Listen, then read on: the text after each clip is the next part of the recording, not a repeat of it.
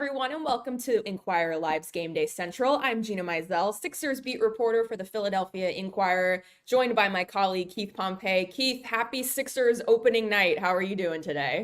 I'm doing well. What about you? Doing well. Excited for tonight. Intrigued by the season ahead, but obviously there is lots to talk about. So make sure you're heading over to inquirerlive.com/Sixers Game Day to submit your comments and questions and to be a part of the conversation throughout the game tonight and throughout the entire season. So, like I said, let's get into it. A much anticipated Sixers season gets underway tonight with a nationally televised matchup against the Milwaukee Bucks. But this game already has lost a lot of sizzle because Joel Embiid and Paul George have been ruled out with knee issues. The team says this is part of Embiid's season log management plan following knee surgery last February. George is still out with a knee bone bruise suffered in a preseason game in Atlanta last week. So we will all need to wait for the debut of the Sixers' new big three after they signed Paul George in free agency over the summer. So, Keith, how concerning is it that we are already talking about injuries when it comes to Joel Embiid and Paul George? And why weren't the Sixers more transparent about his availability and timetable to return to play? Because we got this news yesterday at practice that he was officially out, not just tonight, but for the rest of this week. How frustrating or concerning is just this whole situation that we're already here? Yeah, I wouldn't say it's concerning just yet. And the reason being is because, as you know, there's 82 games, right? And I feel like if they already said that they were going to have a ramp up process or they don't want to say load management, but he's going to miss games, right? So we already understand that. The thing is, though, it's a little frustrating if I'm a Sixers fan, right? Because when you look at it, let's keep it real. You know, he was good enough to play in the Olympics. He was good enough to return with 7 games left in the season and play in the first round of the playoffs. Now, we saw him fall, we saw him do other things. We may have felt like he rushed back, but it kind of like looks like he put personal goals over team goals. And what I mean by that is I want to win a gold medal. I want to go to I want to be an Olympian. And then all of a sudden afterwards, I'm going to come back and then I'm going to do everything that I was supposed to do. So it's frustrating from that standpoint. It's also a little, I guess the Sixers need to be a little bit more transparent from the point is, Gina, you and I knew when we've been covering this league long enough to know when guys have yet to do 5-on-5, they're not in line to play games. And when Joel Embiid was on Monday and they said that he did everything besides go 5-on-5, well, that was no different from the first day of training camp. So there really wasn't a lot of progression in his ramp up process since when we saw them earlier. So to me, you knew he wasn't going to play. And that's the reason why you got Drummond and all these other guys in these different lineups, because you knew Joel Embiid wasn't coming back. So that's a little frustrating from a transparency standpoint if I'm a 76ers fan. Yeah, and you think about how a bunch of people obviously buy tickets for opening night. They think they're going to see the start of this new era of Sixers basketball. And again, some of this is uncontrollable. Paul George hyperextending his knee last week, like no one could have foreseen that coming, and I don't think anyone is blaming him or any that part of that situation. But yeah, I agree with you on the transparency thing, and I just we've heard about this plan, even dating back to the end of last season, where Daryl Morey said that Joel Embiid, texted him and said, "How can we get me healthy to the playoffs?" After time and time again, he hasn't been healthy at that point, and so if part of the plan, if there was a possibility that he would not play an opening night, I don't know why you didn't say that on media day or the first day of training camp, because then, yes, people are still going to be frustrated and upset if you're fans or people who follow the team, but you've like had that happen on October 1st, not the day before the opener, where this is what we're talking about instead of, the fanfare or the excitement of a new team, which obviously we will get to, but this has to be, as you said yesterday when we were preparing, it's like you can't bury the lead as far as what the main storyline of this game and this season. So yeah, I think just that was, Nick Nurse is the person who has to go up and talk about the plan, talk about continuously answer questions, and fair questions, I think, just from our kind, from reporters, just, and it sort of it creates not speculation, but it just creates these constant, okay, was there a setback? Why did this happen? Why didn't the ramp lead to opening night? However you want to frame it. And so here we are. But like you said, he's participated in practices from what we've been told. He's done everything but scrimmages. We've seen him do some work after practice the last couple of days, both with Paul George and individually, just working with player development coaches and kind of doing half court drills. So we'll see when he's actually able to play and get back on the floor. But when you sort of just look at what that has meant for this team in these first 3 weeks that they've been at camp and practicing and playing preseason games, how much do you think that has impacted this group, that it's not just the Paul George edition, but it's a largely new roster going into this season now? I think it is a major impact, right? I mean, when you look at it, and not only that, but I think the problem that the Sixers are having right now is that when you look at this roster, we talk about Paul George addition, like him, Maxey, and Joel Embiid are the 3 max players. And when you have 3 max players like that, they're the largest pieces. So you need those guys around. Nothing against the other guys, but when you have a lot of guys coming in on minimum salaries, especially guys like 36 and above and all this stuff, it's one of the 36-year-old I'm talking about and above. It's one of those things where now you got to rely on these guys to be like integral parts when they're really role players. And they're kind of like role players with a specialty. They're specialists. So now you got to look at them to be a sort of a two-way player and do a lot of different things. So I think that's going to have a major impact. And something, Gina, the one thing is like when we look at it, we talk about training camp and we talk about the whole preseason thing. So their game plan was to kick the ball up, have the wings run into the paint, and you don't have to take a basket, but they just want you to advance it enough to kick it out or do whatever. Well, they're really not going to play that way when Joel Embiid comes back. And then what the whole thing is, you want Maxey and Paul George to at least find a rhythm. And they only played, a game and a quarter? So essentially 4 quarters that they played, that was it, because they sat out the 4th. So yes, they have a lot of new pieces, but at the same time, you're looking at it and you're saying, was this just busy work, or did you actually get anything accomplished that's going to help you throughout the season?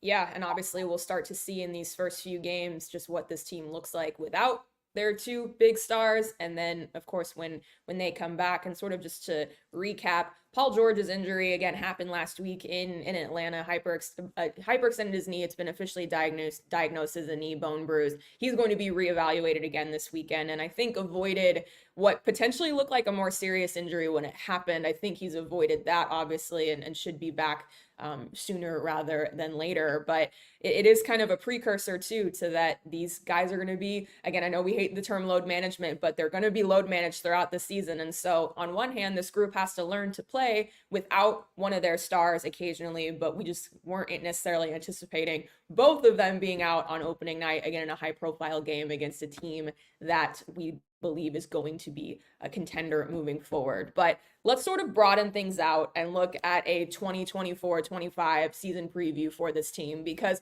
theoretically speaking, all 3 of these guys will eventually play together. We will see this full roster intact. And again, there was a ton of anticipation coming into this season just because of a terrific offseason for Daryl Morey. He lands the biggest free agent available in Paul George, adds a lot of role players. You've talked about some of them, but the Andre Drummonds of the world, the Caleb Martins of the world, even like veterans like Eric Gordon, who's probably going to start tonight, re-signing Kelly Oubre, Kyle Lowry, bringing back KJ Martin on a contract that either you can keep him or is very tradable moving forward. So there's still a lot to look forward to, and a reason why that this season was so anticipated. But so we've sort of talked about the big 3 and how they're all going to fit, or we need to see them all actually get minutes together to see how it all fits. But the piece of that puzzle that is actually going to play tonight, unless his thumb bruise reemerges or something like that is Tyrese Maxey, obviously. And an incredible season last year for Tyrese,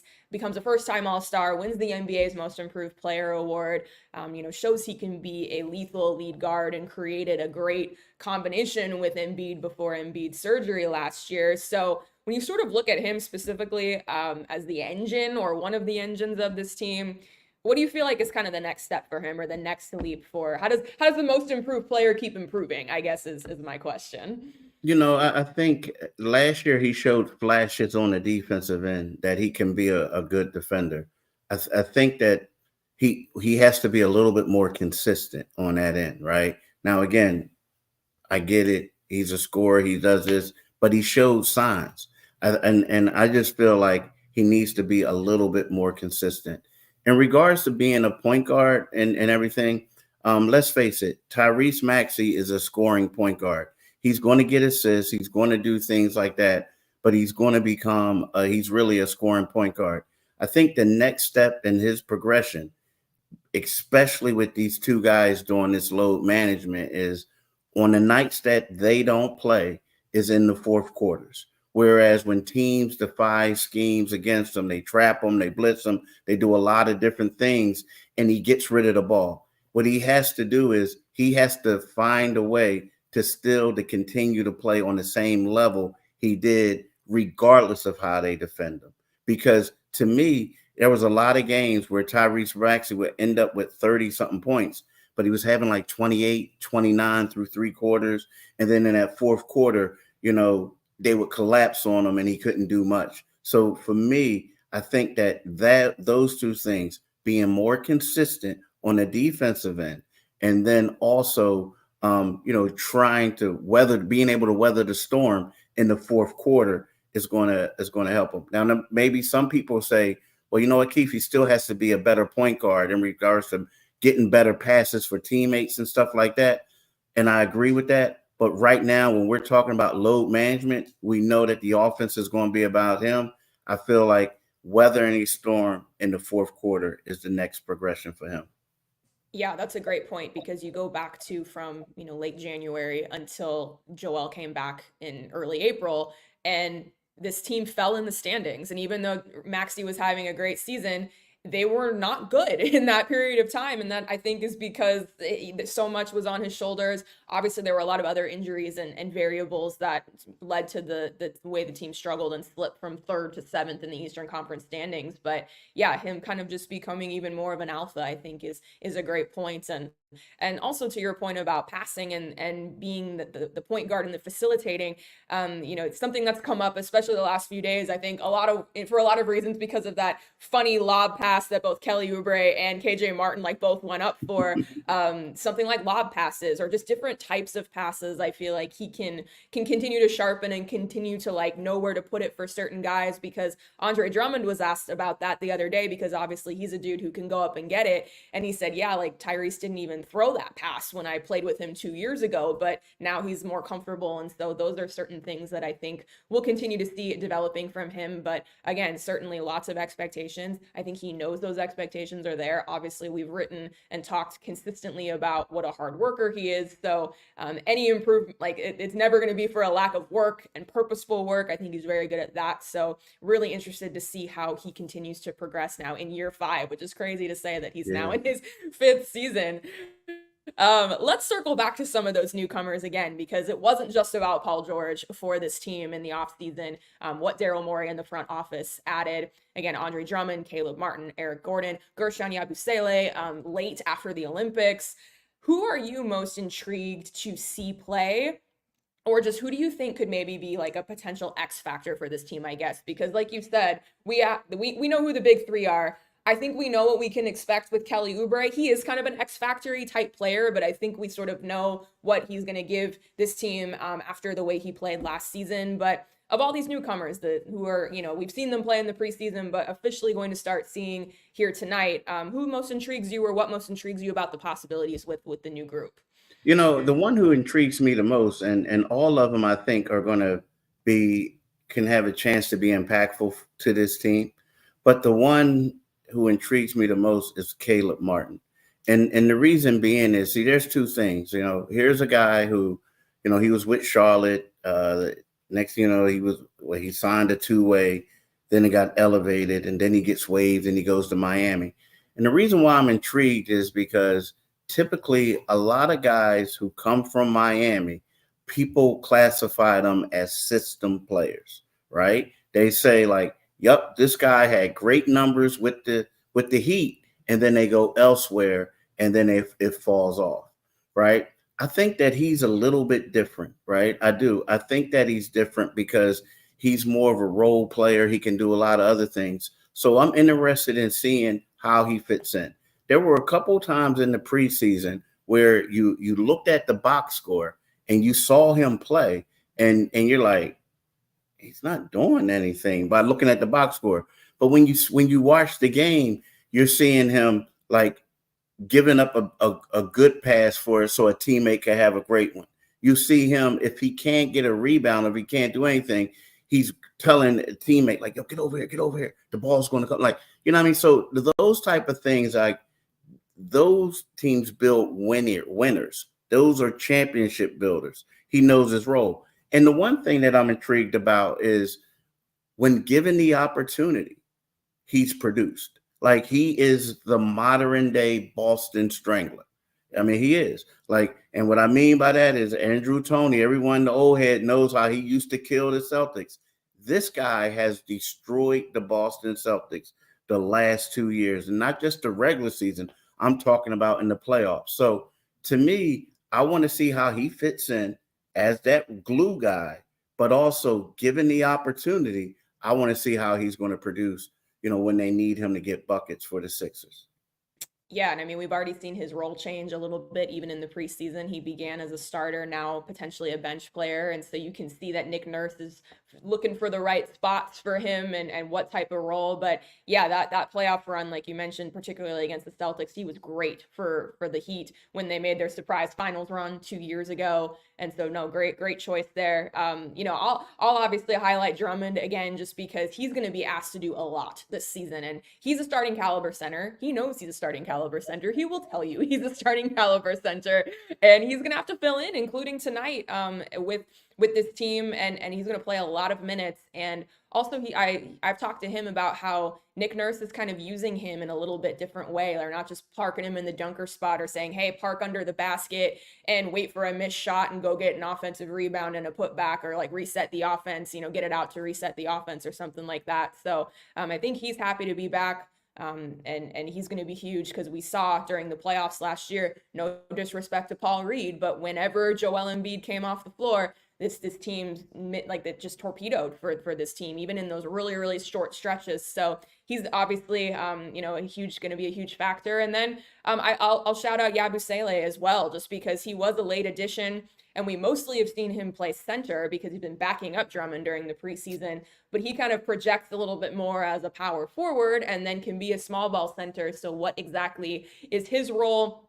This is his second NBA shot after initially getting drafted by the Celtics a few years ago, falling out of the league, going back to Europe, now back in the NBA. How does he make the most of this opportunity? So before we move on to this actual game day, I think we should touch on the rest of the Eastern Conference when we sort of look at this big picture of the season overall, because we saw the Celtics absolutely blast the Knicks last night, but the Knicks were another one of the really interesting teams during the offseason. They trade for Mikal Bridges, they trade for Karl-Anthony Towns right before the season starts. You look up and down the rest of the standings, younger teams like Indiana, who, by the way, made the Eastern Conference Finals last year, Orlando, Cleveland. There's some really interesting teams. And again, a lot of people think, oh, the Eastern Conference is going to run up and down, the I-95 corridor, basically. But just kind of quickly, how do you sort of project or sort of see or view where the Sixers are placed in the Eastern Conference? And by the way, I did not even mention the team that they're literally playing tonight, the Milwaukee Bucks. So there's a lot to unpack there. Yeah, and the thing about the Sixers is really crazy, because they're the biggest question mark, in my opinion. Just because when we look at it, let's just say if Joel Embiid is healthy, if Paul George is healthy, if they didn't want to do this load management, I would say the 76ers are the second best team in the East, because I look at the New York Knicks, and although they made a blockbuster trade, Carl Anthony Towns cannot guard Embiid, right? He just can't. And they lost a lot by getting rid of Deontay DiVincenzo. I also felt like Julius Randle would have been a matchup problem for teams in the playoffs. So with a healthy Sixers, if Paul George was 100% healthy, Joel and all this, if they were playing like a lot of games, I would say they would be the second best team in the East behind the Boston Celtics, especially after what we saw last night when Boston put the smackdown on the Knicks, right? So now the question is, Gina, right now is, what are the Sixers going to look like? Are they going to have continuity? I mean, are they going to play enough games for them to have developed continuity? Because it's just not about Paul George. It's just not about Joel and Tyrese Maxey. They have all these other newcomers, right? So are people really going to know their roles if they're all not playing enough games? And then also, who's going to take over? Like, what is Paul George's role going to be? He looks like he could be a closer, but is he going to know when to take over? So to me, if they can get all that together, yeah, I think they're going to be number 2, but I don't think they will get all that together if they're going to miss all these games. So I think the Sixers may at the end, at season's end, they may be number 3, or number 4, just because of, the not playing enough games together. I mean, I think they're in danger of potentially not being a top 4 team just because a team like Cleveland or Indiana or Orlando, they're all younger, and so they're not going to be load managing as much. They have more continuity, like you said, and one of them could sneak up into one of those spots. Or Milwaukee, again, they had just a weird season last year with the Dame trade right before the beginning of the year, obviously firing Adrian Griffin and hiring our old friend Doc Rivers right in January or February, whenever that was. So, and just never really got it going. So now that they've got this time together, what do they look like? So again, that's why it's fun. And that's why we are intrigued about the 82 game grind, and don't just, come in and drop in April. That's going to be really fascinating to watch, because again, if you finish 5th, you don't have home court advantage. That can change your playoff path. That can just be, it can really alter things. And I mean, we even thought with the Sixers last year, they fall to 7th. They have to play in a play-in game. They do beat Miami, but then you got to go play New York in the first round, when theoretically you would think that should have been a further down the playoffs matchup, but just the way the regular season went, that it was their first round and they got knocked out and their season was over by May 10th or whatever it was. So going to be fascinating to watch in both conferences, but obviously we are more closely tracking the East. So let's go ahead and now circle it back to, there will be a game tonight. Again, Joel Embiid and Paul George are not going to play, but we will still see a lot of new faces. Let's kind of talk about starting lineup, rotations, predictions, that type of thing. First of all, who do we think is going to start in both those? I mean, we know Andre Drummond's going to start for Joel Embiid. Do we think it's going to be KJ Martin again after he had started the last couple preseason games? Do you think Jared McCain gets minutes coming out off of his lung bruise? He seemed to be okay when we talked to him at shoot around, but just what, as far as like lineups and like the really granular stuff that the hoop heads really care about, what are you most interested to see tonight? Yeah, you know what? I think that what you said about KJ Martin being the power forward, I think that's going to happen, because when you look at, Yabusele, he's the other power forward, but right now he's been their backup center since Embiid was out. So he's going to have to get those minutes, right? So I think that the starting lineup that we could see tonight is going to be Kelly Oubre, KJ Martin, Andre Drummond, Eric Gordon, and of course Tyrese Maxey, right? And I do see Jared getting some minutes. And the reason why I'm saying that is because, when you look at the guards, it's kind of sort of, well, if Eric Gordon's going to play, and then you're going to have, Caleb Martin coming off the bench, but you're going to need another 2 guard, so to speak, or a combo guard. And I think that's where Jared comes in at. And if you look at it, unless Doc Rivers, unless Nick Nurse has been just resting Reggie Jackson, I mean, McCain was getting all his minutes. Like, he came in before he did. He was the guy. He was the featured guy when the starters were resting. So I believe that he'll be in the rotation just like he has, throughout the preseason. Yeah, Eric Gordon is someone that I feel like we haven't touched on a ton, either in like our writing or even in this conversation. Partially because like he's such a vet. We know what he does. He knocks down open shots. He spaces the floor. But were you at all surprised that he moved into the starting lineup? I think it was for the Atlanta game a week ago, and that put Caleb Martin on the bench. Did that surprise you at all, especially considering that one of the concerns for when Caleb Martin was in the starting lineup is, this team is too small at power forward. But when you shift all of that, then you're even smaller when it's Tyrese Maxey and Eric Gordon in the backcourt instead of Tyrese Maxey and Kelly Oubre, I guess technically speaking. It was, I mean, at first I was surprised, but then when I went back and I thought about that, when they played Minnesota in Des Moines, if you notice, they couldn't get anything set in their offense in their half court sets. Everything was clunky. Like, guys couldn't get open. It got to a point or get space. It got to a point where the offense turned into Paul George grabbing a defensive rebound, sprinting to the 3-point line and firing up a three, right? And then once he did that, it loosened things up. So while Caleb is a role player, like we said, if you ask him to score, he can, but he does a lot of the other things. I think they need someone out there that's going to be able to consistently stretch the floor and enabling them to get into some pretty good sets, to get open, just things like that. So I think that was the reason why they did it. Now if you had Joel out there, you wouldn't have to do it, right? But yeah, I think that's the main reason why they decided to go with Eric Gordon, just because of his shooting ability. Yeah, besides just kind of lineups and that sort of thing, as far as that's always interesting, the first game of the season and the first few weeks of the season, what else do you think we could realistically learn about this team tonight? Again, on paper, when we saw the schedule come out in August, we're like, okay, that's like two Eastern Conference contenders. Like, let's go. That's a heavyweight fight. But given, because also on the Bucks side, Chris Middleton is not playing tonight. Giannis's status, I know, was up in the air. I'm not sure where that stands currently. But what can we realistically learn heading into a game like tonight's that maybe will actually be beneficial as we go through the season down the line? I mean, really, the biggest thing that you can learn is who has the dog in them. I mean, that's about it, right? I mean, like, I mean, seriously, like, yo, fellas, look, we're about to go in here. We're going to play a team with two future Hall of Famers, two like top 75 all-time players. And oh, yeah, and they got Bobby Portis, who's a bad dude, who's a rough dude. They have a center who likes to stretch the floor and can block shots, everything like that.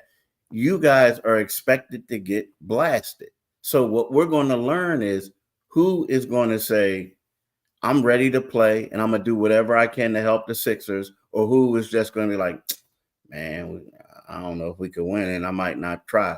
So, and I know that's a stretch, but at the same time, I feel like realistically, that's what we're going to find out about this team is who has the dog in the night, because I don't expect them to win, especially if Giannis plays, but I want to see who has that grit and who is a player that the people in Philadelphia, in a blue collar town, would love. All right, I'm gonna put you on the spot. You just said you expect the Bucks to win, and again, this is one of 82. So if they lose tonight, not the end of the world, even though it sort of felt like it the last 24 hours.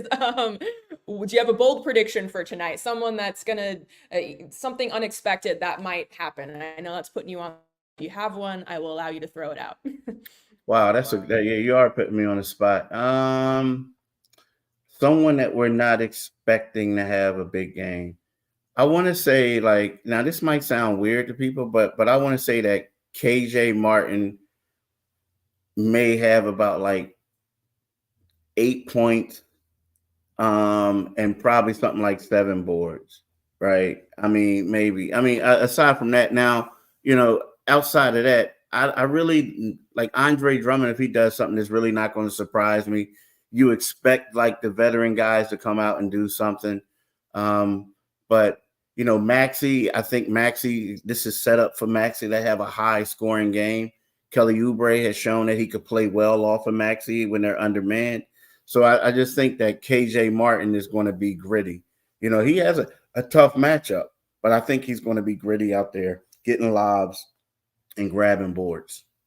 I think that's a good call. He's been a pleasant surprise of the preseason, given what Nick Nurse has said. Obviously, that has sort of shown through in him stepping into that starting lineup. So yeah, if you are watching the game tonight, keep an eye on KJ Martin. And so we got to go to the arena because we got to be there early, and it is opening night. So cannot wait to get this going. And thank you all so much for joining us on Inquirer Live at Gameday Central. Head over to inquirer.com/Sixers Game Day for more coverage of tonight's Sixers opener against the Milwaukee Bucks and all throughout the season. Gameday Central is the destination for fans and reporters to connect before, during, and after the game. I'm your host, Gina, Mizell, Sixers beat reporter for the Philadelphia Inquirer, joined, of course, today by Keith Pompey. We hope to see you again on the next Inquirer Live.